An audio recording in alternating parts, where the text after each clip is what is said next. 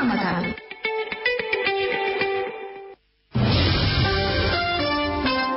Washington News and Talk. Pemerintah siang ini resmi mengumumkan kenaikan harga BBM pada pukul 14.30 waktu Indonesia Barat tadi. Untuk meredam gejolak di masyarakat, Presiden mengatakan pemerintah akan memberikan bantuan langsung tunai bagi warga tidak mampu dan karyawan dengan gaji di bawah 3,5 juta rupiah. Bagaimana mencermati kebijakan ini, kami akan jumpai Ketua Lembaga Pembinaan dan Perlindungan Konsumen atau LP2K Jawa Tengah, Abdul Mufid.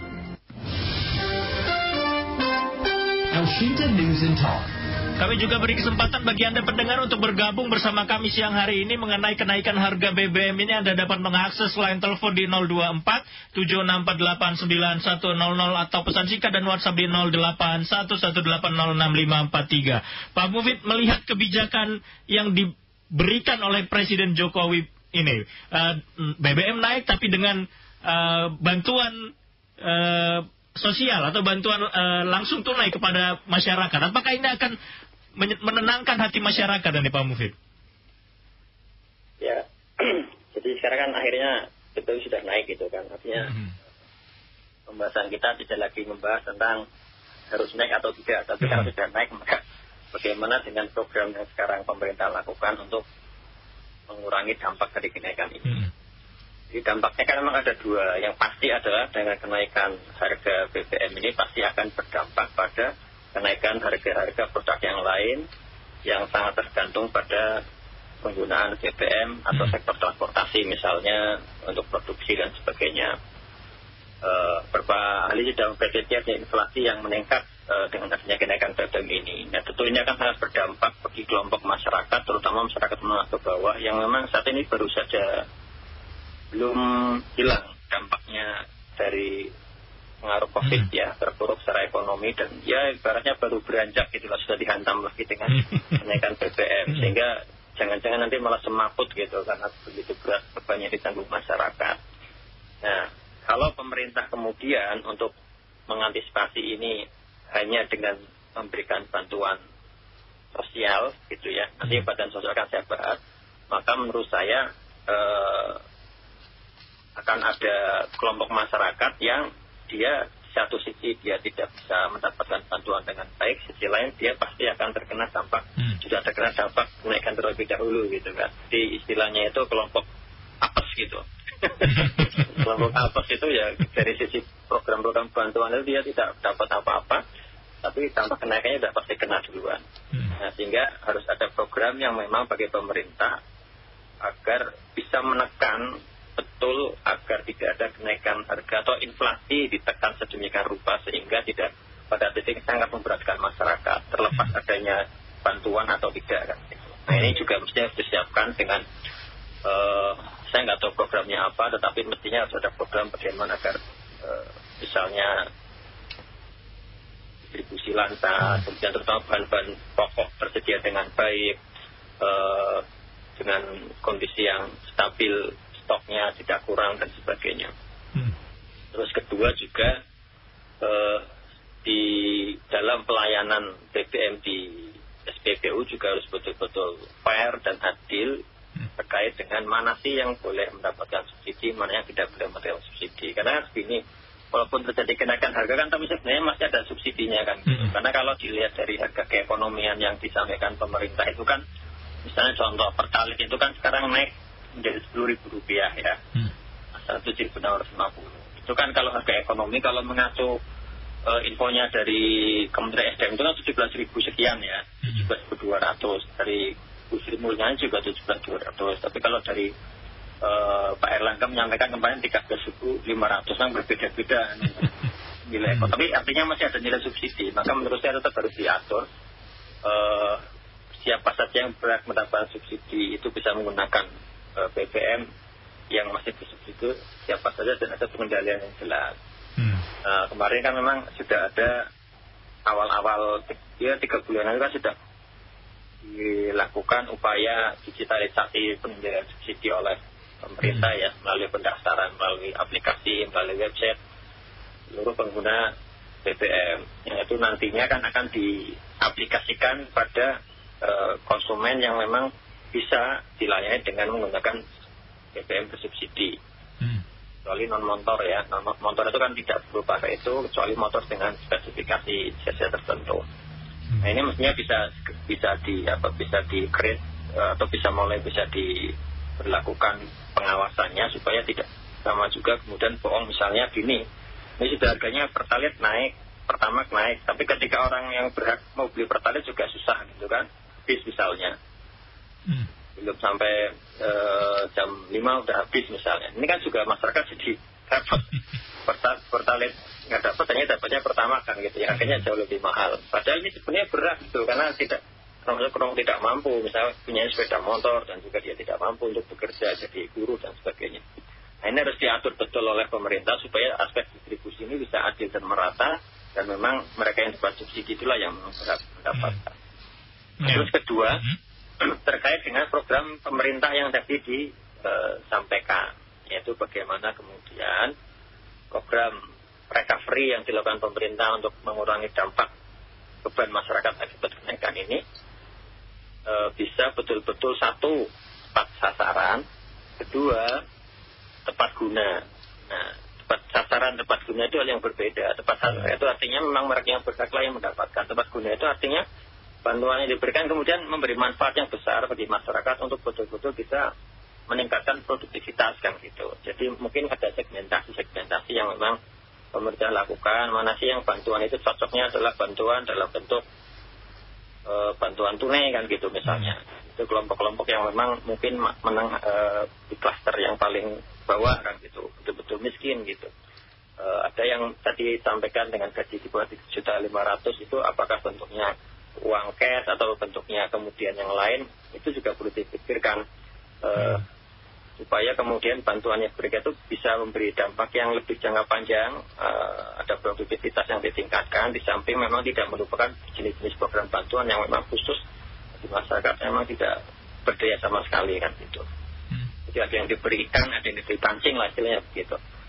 Nah, dan kemudian dilakukan pengawasan yang ketat supaya tidak muncul penyimpangan-penyimpangan dari aspek data, aspek keadilan tadi yang dapat ya betul-betul yang membutuhkan, jangan sampai yang misalnya tidak berhak malah tidak mendapatkan, yang tidak berhak malah mendapatkan, yang kaya dapat, yang miskin tidak dapat. Nah, ini kan kadang-kadang masih banyak keluhan tuh di masyarakat. Ini mestinya nggak dapat malah dapat, ini mesti yang tidak dapat malah mestinya dapat, sehingga akurasi data ini betul-betul mestinya harus dipikirkan dulu.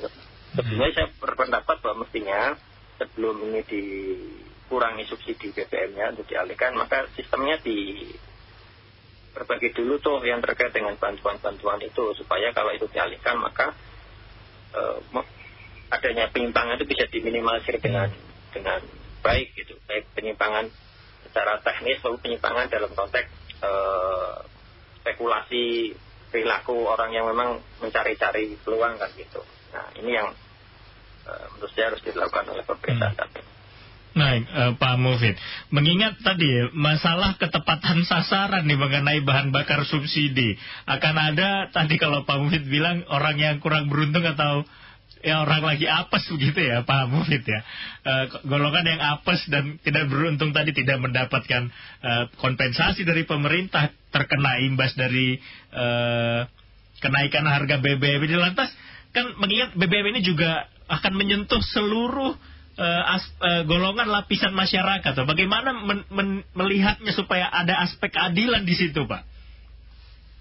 Ya, itu selalu muncul begitu sebenarnya dalam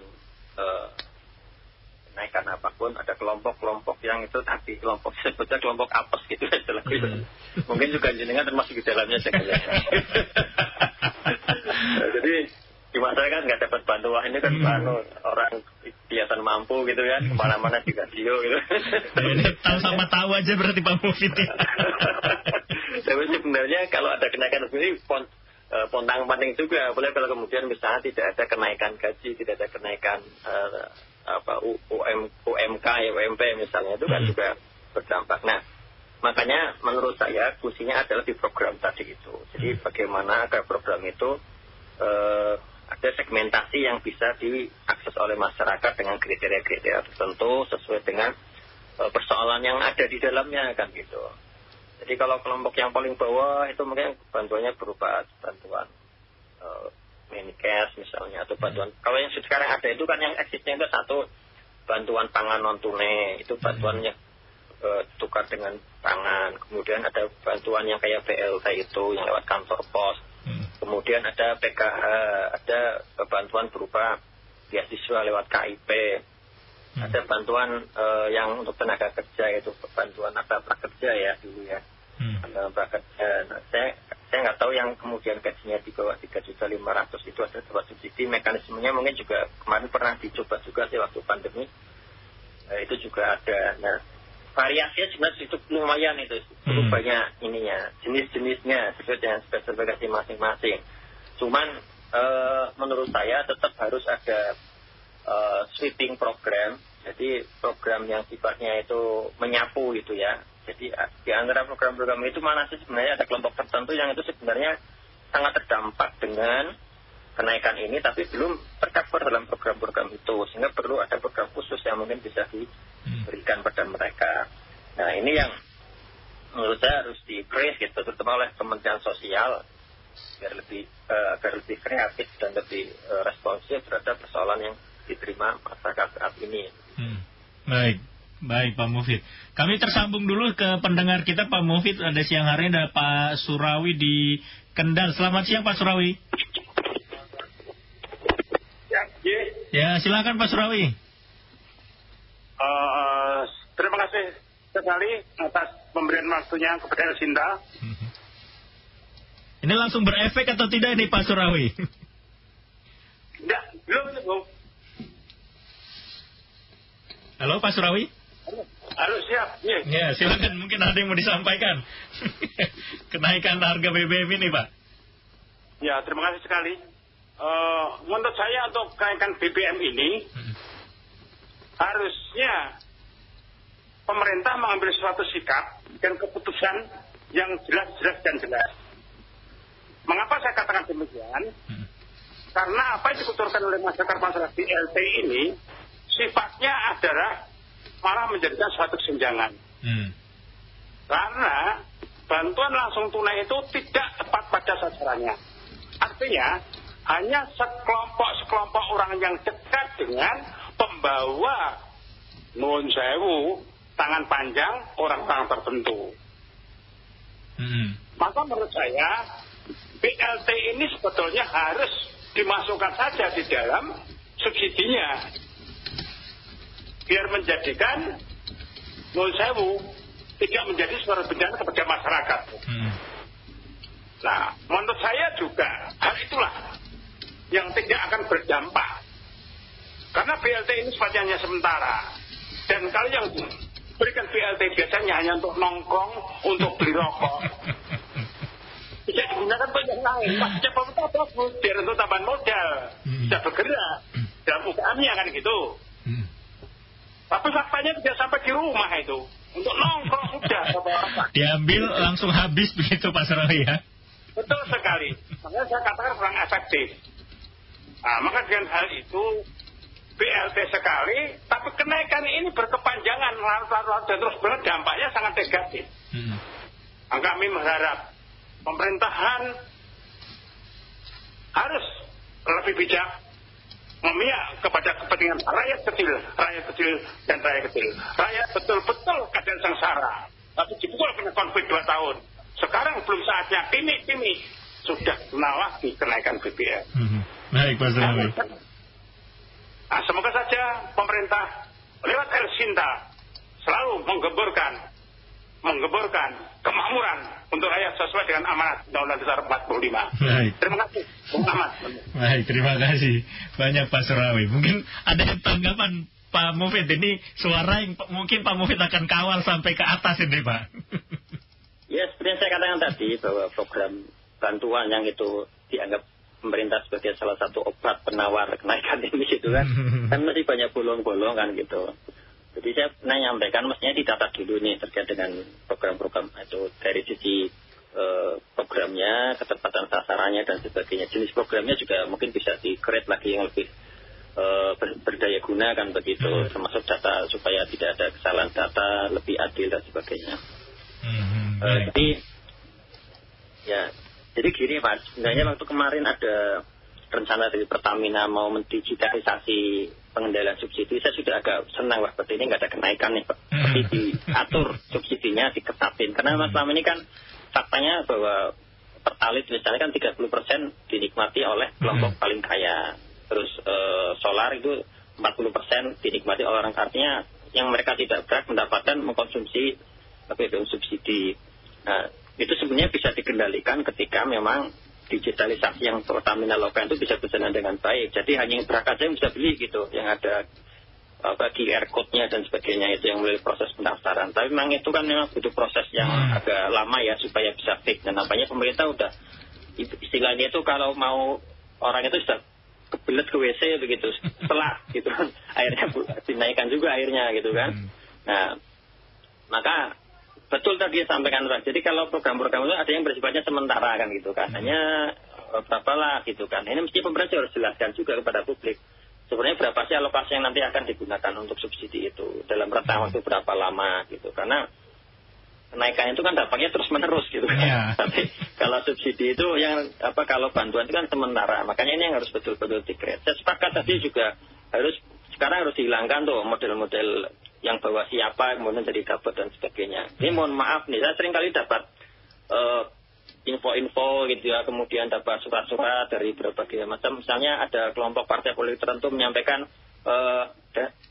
mencari kelompok yang akan dapat beasiswa gitu, pakai kopnya ke partai politik tertentu. Nah itu pertanyaannya itu kan ada tulisan KIP di situ, itu sebenarnya yang lulusan KIP itu pemerintah atau partai politik gitu. Nah ini kan jadi persoalan juga gitu loh. Maksud saya jangan-jangan kan ada tadi di apa yang disampaikan Pak Sukawi, betul ada yang bawa-bawa juga gitu kan, tangan-tangan pancingnya ada juga.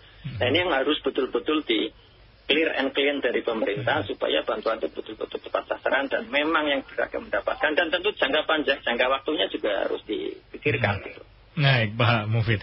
Tadi kami sudah jumpai juga ya Kepala BPS Jawa Tengah, ada Pak Diwiryana, mengatakan bulan Agustus kemarin terjadi deflasi di beberapa jenis komoditas di Jawa Tengah, ada penurunan harga meskipun di beras dan telur itu tidak terjadi apa-apa. Nah, ini efek kenaikan BBM ini akan menaikkan lagi berarti angka inflasi. Akan amankah kita berada angka inflasi kita naik ke depannya ini, Pak? Saya tidak bisa menyampaikan itu karena saya tidak punya kemampuan untuk menganalisis. Tapi berdasarkan informasi dari beberapa analis ahli ekonomi, inflasi pasti akan terjadi dan tidak akan terhindarkan gitu loh. Nah persoalannya apakah inflasi dan yang dikurangi deflasi itu masih pada ambang aman atau tidak bagi kita, itu menurut saya segmented. Segmented itu artinya pada kelompok masyarakat tertentu itu aman-aman saja, tapi pada kelompok tertentu itu jadi sangat beresiko kan gitu. Nah yang saya khawatirkan tadi itu adalah kelompok-kelompok apes itu tadi. Di satu sisi ya tidak tercover oleh program-program bantuan pemerintah, si lain dampaknya sudah terasa gitu kan. Nah ini yang menurut saya harus diperhatikan benar. Gitu. Karena mungkin efeknya akan seperti ini nanti Pak Mufid ya. Kalau ketika inflasi naik karena bahan bakar naik, lantas tidak hanya orang yang apes saja, yang tadi kelompok apes saja yang sekarang merasakan apesnya, ke depan mungkin sekitar sebulan sampai 2 bulan jika harga BBM tetap tinggi, ya kelompok bawah juga akan tetap kena apesnya juga ini lama-lama karena bahan pasti akan naik semua itu. Ya itu pasti akan terjadi seperti itu kan juga gini, ada berarti kalau kita bicara kenaikan, sekarang ada kenaikan yang terkait dengan BBM gitu kan, yang itu sudah diprediksi. Kita jangan lupa juga, kadang tanpa BBM naik juga ada faktor kenaikan yang lain gitu kan, misalnya menjelang hari raya, bulan puasa, atau ada kenaikan fluktuatif misalnya harga lombok kan sering fluktuatif, telur, daging gitu kan, nah, terus gula, minyak goreng dan sebagainya. Artinya itu kan sebenarnya di luar persoalan BBM gitu kan. Khawatirnya adalah kemudian terjadi accumulated kenaikan gitu. Jadi beberapa faktor itu berkumpul jadi satu yang kemudian akhirnya kenaikan jadi tidak terkendali. Nah ini pemerintah harus betul-betul punya early warning gitu atau peringatan dini gitu. Ketika sudah ada potensi-potensi itu harus segera dilakukan antisipasi secara cepat sehingga masyarakat tidak menjadi korban yang berkepanjangan gitu.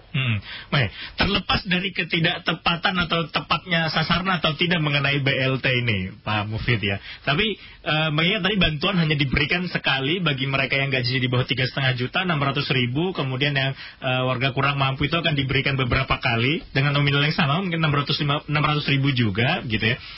Kalau mengingat statement yang disampaikan Bu Sri Mulyani beberapa waktu lalu bahwa memang kuota subsidi tahun ini akan habis di bulan Oktober gitu. Apakah di tahun 2023 ini akan menolong masyarakat ketika anggaran baru masuk begitu, Pak? Ya, jadi kan kalau anggaran subsidi kan 502 triliun ya yang akan habis itu di tahun 2022 ini. Nah, sehingga kalau Agustus ini habis, bahkan ada rentang beberapa bulan yang itu tidak ada coverage-nya. Nah, apakah 2023 akan ada angin segar bagi dana untuk subsidi itu? Kalau alokasinya saya yakin masih ada gitu ya, pasti akan ada, karena memang sebenarnya 2023 itu kontennya sudah sedikit lebih baik daripada tahun-tahun sebelumnya. Walaupun ada beberapa konflik internasional yang memang berdampak pada persoalan di ekonomi dalam negeri. Ya, kalau saya berdoa saja, semoga saja kemudian 2023 masih ada alokasi subsidi yang mencukupi gitu. Karena kan sebenarnya di luar BBM juga kan sebenarnya subsidi masih berjalan ya. Program-program bantuan sosial itu masih berjalan melalui data DTKS gitu, data terpadu kemiskinan itu kan yang dimiliki Kemensos. Nah, dengan adanya tambahan dari subsidi yang BBM ini mestinya menurut saya ya pemerintah punya energi lebih besar mestinya untuk meng-create program-program yang itu lebih tepat sasaran dan berdaya guna. Ya, Pak Mufid. Kemudian tadi ya, terlepas dari ini terserah mau tepat sasaran atau tidak tepat sasaran, kita tidak bisa menilainya begitu ya, mengenai bantuan yang diberikan pemerintah ini.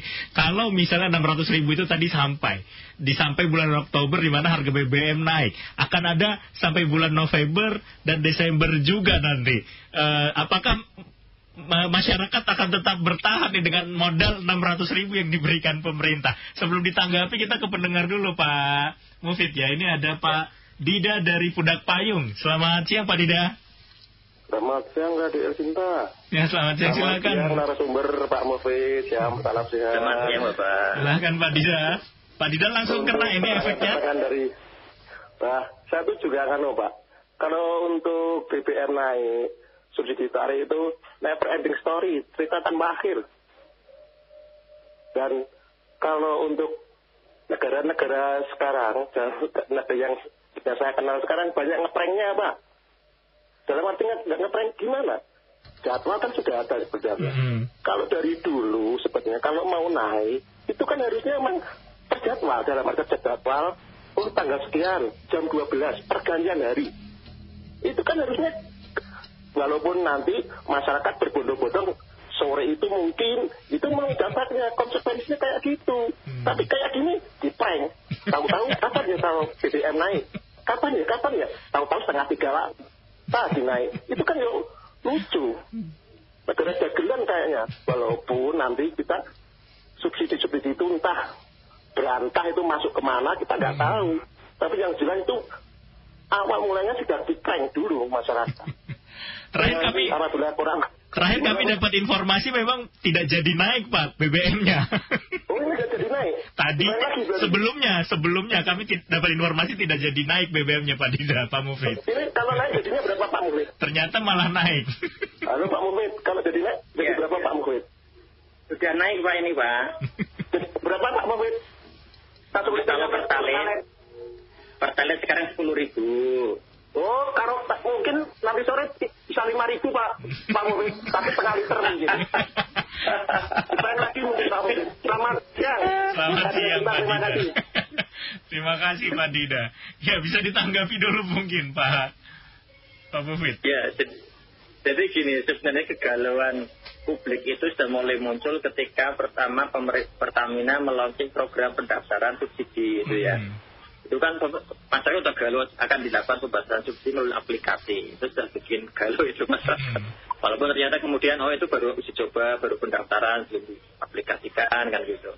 Tapi kan sudah bikin galau dulu. Kemudian yang kedua, kemarin akan ada kenaikan yang ramai-ramai orang berbondong-bondong. Itu juga tidak ada, bukan tanpa dasar. Karena memang actually ya, dari mulai itu seringkali kita menyaksikan kelangkaan Pertalite misalnya di SPBU gitu kan. Biasanya jam 5 sore belum habis, ini jam 2 sudah habis. Pagi pasti ada tulisan dalam pengiriman, dalam perjalanan gitu. Jadi sering jalan-jalan gitu kan. Nah, akhirnya itu kan benak masyarakat sudah mulai timbul khawatirannya luar biasa, maka wajar ketika kemudian kemarin ada isu kenaikan, masyarakat berbondong-bondong ke SPBU. Walaupun tidak banyak menyelamatkan, karena kalau naik ya paling hanya berapa liter saja gitu kan. Kita lanjut dulu Pak Mufid ya, ada pendengar lagi nih jauh dari Solo, Pak Edi, selamat siang. Siang, Mbak Mamat. Silakan Pak Edi. Siang, Pak Fit. Ya, selamat siang, Bapak. Ini kan kalau BBM naik kan sudah berapa kali, sudah berapa macam. Cuma semestinya kalau yang terpenting itu harus cuma BBM itu jangan sampai kosong. Kalau naik turun, pemerintah putusan tidak ada benernya. Pasti ada salahnya. Tapi ada solusinya apa? Ya solusinya saja kan kadang tidak benar kan. Bahkan bagian apa-apa, wah ada yang gini gitu. Pastilah. Cuma semoga saja BBM itu jangan sampai ada kekurangan. Dimanapun. Ya. Soalnya kalau kekurangan tidak dinaikkan harganya malah jadi luar biasa. Orang mau antri nggak lama, ya dapatnya masih sulit. Tapi memang naik benar-benar ada solusinya. Bahkan, ini memang subsidi ya. Kalau saya memang istilahnya bikin putusan sing sekalian ya, solusinya dibikin dulu Pak pemerintah. Nah ke depan tuh apa saja yang orang menengah ke bawah, BBM nggak usah kasih subsidi, tidak apa-apa. Kenyataan kan tidak disiarkan. Subsidi itu kan dinikmati 80%, 70% orang yang mampu. Nah, tapi yang orang benar-benar mampu ini apa subsidi ini tadi baru dijalankan. Jadi biar tidak malah repot. Di Papua saja harga 20.000, 50.000 nggak ada yang tetap dibeli Pak Edi ya. Tetap dibeli, untung sejaman Pak Jokowi bisa dibikin seragam apaan. Tapi semoga semuanya suasana pas ada perang gini, jadi suasana COVID, semoga banyak yang lebih sadar timbang yang tidak sadar. Baik. Terima kasih. Terima kasih Pak Edi dari Solo. Silakan mungkin bisa ditanggapi dulu Pak Mufid.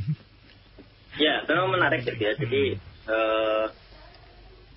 yang paling repot itu adalah ketika kemudian harga naik, kemudian barang tidak tersedia dengan baik di SPBU kan gitu. Maka menurut saya memang ini harus betul-betul pemerintah harus betul-betul ya pemerintah Pertamina SPBU gitu kan harus betul-betul care betul supaya tersedia produk dengan pasti dan masyarakat bisa mendapatkan dengan mudah, tidak perlu antri terlalu panjang.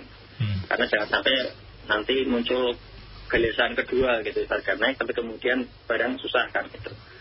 Nah, kalau kita lihat skema harga yang disetengah pemerintah sebenarnya masih mengandung subsidi itu ya, masih mengandung subsidi saya sampaikan, sehingga perlu diingat masih ada subsidi di situ. Maka apa yang kemarin pemerintah programkan melalui digitalisasi pengendalian subsidi menurut saya itu bisa kalau sudah ready belum bisa diterapkan gitu, sehingga mereka yang betul-betul berhak saja bisa menggunakan pertalite, sementara yang tidak itu bisa pakai pertalite. Solar juga demikian, dengan pengendalian yang jelas melalui digitalisasi tadi itu menurut saya sudah lebih baik daripada sekedar mentelengi itu kan, karena kalau tidak tersistem ya. Nah, supaya kemudian sisa-sisa subsidi yang ada ini masih bisa dinikmati yang betul-betul berhak gitu ya. Di samping tadi ada alokasi subsidi yang langsung diberikan kepada badan sosial yang itu harus ditata betul sistemnya.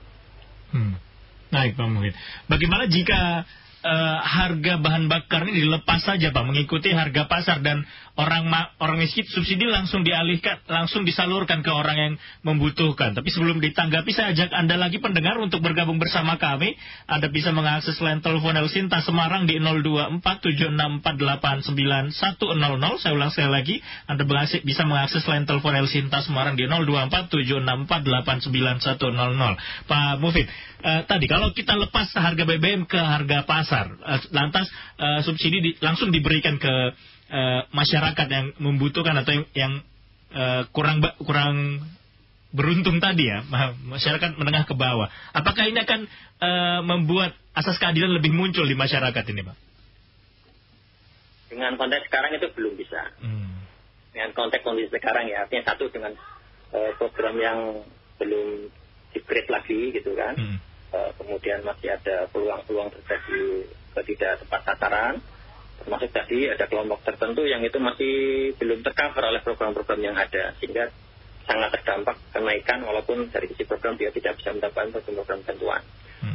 Nah, terus kedua dengan pola interaksi konstelasi harga BBM dengan harga produk lain ini masih sangat sensitif. Itu kalau dilepas begitu saja yang terjadi adalah kondisi yang sangat buruk gitu bagi kondisi beban masyarakat, sehingga solusinya ya memang kalau subsidi diberikan langsung semuanya kepada persoalan harga BBM, maka memang yang menikmati adalah kelompok yang mampu gitu kan, yang tidak mau malah tidak menikmati dengan adil, kecuali kemudian ada sistem pengawasan yang bisa diterapkan dengan baik, misalnya digitalisasi dan sebagainya. Kedua, menurut saya juga harus dilakukan pengalihan secara gradually, bertahap gitu, karena jangan lupa bahwa kalau itu langsung dilepaskan begitu saja, harga-harga lain akan segera naik, inflasinya di luar kendali gitu kan. Nah, kalau itu di luar kendali, ibarat orang itu bisa komplikasi, karena komplikasi itu sudah agak susah untuk diberikan obat penawar, obat untuk menyembuhkan, karena banyak aspek yang harus diperbaiki. Nah, ini memang problem yang memang sangat complicated, jadi harus diselesaikan secara gradual, satu persatu ditata. Mana dulu yang mau ditata? Apakah yang ditata adalah penerima bantuannya itu tadi? Apakah kemudian sistem pengawasannya ditata? Atau kemudian sistem ekonomi yang memungkinkan bahwa konstelasi harga itu bisa tidak langsung kemudian berimpact terlalu jauh dengan harga yang lain? Saya nggak tahu rumusnya bagaimana kalau itu. Nah, atau semuanya dilakukan secara bersama-sama. Jadi di satu sisi subsidinya dikurangi bertahap, tapi pengawasan tetap dilakukan di level penjualan, gitu kan. Sisi lain bahwa upaya untuk penataan kelompok-kelompok penerima bantuan, baik dari sisi programnya, ketepatan sasarannya, daya gunaannya itu segera diberdayakan, gitu, segera di-create dan segera didesain dengan baik dan diimplementasikan, serta dievaluasi dan diawasi. Baik, Pak. Tapi mengingat tadi Pak, bantuan yang diberikan pemerintah sebesar 600.000 tadi, di mana akhir bulan Oktober ini akan habis kuota subsidi, itu akan mampu bertahan tidak ya masyarakat yang tadi beruntung mendapatkan itu sampai akhir tahun ini? Kalau masyarakat kita mah biasanya terbiasa hidup susah, ya akhirnya cari kreasi sendiri-sendiri dan bertahan dalam kesusahan maksudnya. Ya, ini kan memang suatu yang mungkin pemerintah agak lupa itu bahwa masyarakat itu segmented gitu kan. Artinya begini, 600.000 diberikan pada orang per orang itu juga dampaknya beda-beda, tidak sama, tergantung pada latar belakang, kondisi, situasi masing-masing keluarga kan gitu. Ada yang mungkin itu bisa bisa sedikit-sedikit bisa ditabung gitu ya, untuk karena mungkin besok nggak ada, makanya dihemat-hemat. Mulai sekarang sudah mulai dikurangi pola konsumsinya misalnya. Tapi ada yang tadi sampaikan dari Kaliwungu misalnya, ini malah buat beli rokok yang banyak, buat jajan, ini malah repot lagi gitu kan. Diambil habis. Habis gitu kan. Ada lagi yang untuk bayar setoran kredit motor misalnya, itu repot lagi gitu kan. Nah, ini masing-masing akan tentukan berbeda ininya, tetapi kalau menurut saya begitu itu dana itu habis dan tidak ada penggantinya, sementara harga sudah naik, ya akan timbul kesulitan yang cukup memberatkan bagi masyarakat. Berarti memang solusi BLT ini adalah solusi paling instan yang bisa dikeluarkan pemerintah ya Pak ya? Ya itu kan paling instan, jadi ibaratnya dana naik coploknya kasihkan langsung yang berat kan gitu aja kan. Nah, cuman persoalannya apakah dana itu tadi cukup ya untuk merecovery semua beban mereka, kemudian berdaya guna enggak, panjangnya itu kira-kira bagaimana. Nah, tadi polanya berbeda-beda tiap orang dalam menggunakannya kan.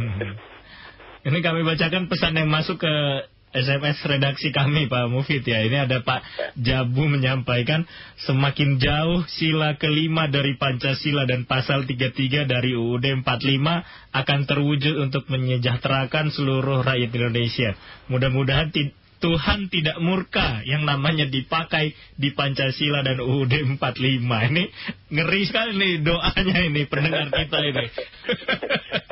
Ini akumulasi kekesalan ya ini.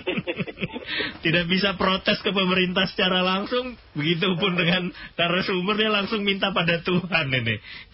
Bagaimana mungkin tanggapannya Pak Mufid? Ya itu mah sudah lama begitu Pak. Kita sudah semakin jauh dari nilai-nilai Pancasila ya. Ekonomi kita semakin, kalau dulu ekonominya dikenal ekonomi Pancasila, sini malah semakin lama semakin ekonomi kapitalis gitu kan. Dimana kelompok menengah ke bawah semakin lama semakin tertinggal. Ya baik. Tapi sebetulnya solusi yang bisa ditawarkan pemerintah seharusnya seperti apa Pak? Ya ini apa? Di dalam pembicaraan di berbagai macam forum ahli, kelompok masyarakat, ormas, bahkan di gedung DPR, bahkan sampai ke media sosial dan grup-grup WA kan hampir sama gitu. Artinya sebenarnya resep yang baik apa sih gitu ya dalam menyelesaikan persoalan-persoalan terkait dengan isu BBM ini hubungannya dengan kesejahteraan masyarakat. Ada satu, kalau saya sih gini, sebenarnya ketika harga naik itu yang jadi masalah pasti karena sebenarnya pendapatan masyarakat tidak sesuai, tidak punya ability to pay kan gitu. Jadi sebenarnya juga ada problem utama terkait dengan pendapatan masyarakat saat ini. Contoh misalnya dengan kita ambil kota Semarang misalnya. Dengan UMP misalnya sekitar 27 ya, berapa ya Semarang ya, 2.900.000-an ya. Itu sebenarnya cukup nggak sih gitu ya untuk seorang hidup dengan layak kan gitu kan, untuk bisa membeli semua produk kebutuhan yang ada dengan harga yang sekarang belum naik lah, misalnya harga standar. Nah kalau itu ternyata tidak cukup, berarti sebenarnya ada masalah besar terkait dengan daya beli masyarakat yang memang sudah rendah duluan gitu loh. Jadi ketika ada kenaikan ya jelas pasti akan pontang-panting. Kalau tidak ada kenaikan itu sudah pontang-panting. Tidak mampu gitu Pak Mufid ya? Tidak mampu, sehingga memang harus betul-betul ada crash program dari pemerintah dalam rangka mengupgrade daya beli masyarakat. Dari semua sektor, baik sektor yang sifatnya formal maupun informal, wira swasta maupun pekerja yang di kantoran dan pabrik-pabrik. Dengan cara besok ya harus ditumbuhkan betul bahwa kondisi ekonomi kita harus dibangkitkan benar supaya pada kondisi di mana semua orang pada kondisi yang satu, dari level produksi, industri atau pedagang bisa menjual dengan harga yang layak, menguntungkan. Petani juga bisa menjual harga dengan menguntungkan. Di lain, konsumen juga kemudian mampu membeli itu, terjangkau kan gitu. Nah itu kan anunya banyak, faktornya banyak yang mempengaruhi itu. Tapi ujungnya menurut saya bahwa harus ada upaya crash program supaya daya beli masyarakat meningkat. Kalau daya beli masyarakat meningkat kan kemudian hitung-hitungannya tidak jadi serba dilematis kan gitu. Artinya masyarakat mampu kok gitu kan. Gitu. Baik. Harapannya memang pemerintah segera mengeluarkan solusi yang lebih adil dan merata, tidak solusi instan lagi yang hanya sesaat begitu Pak Mufid ya.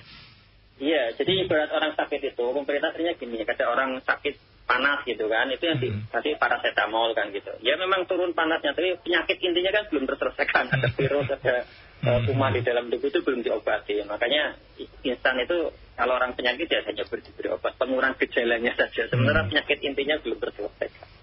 Baik. Terima kasih banyak atas kesempatan waktunya siang hari ini Pak Mufid. Selamat siang Pak Mufid.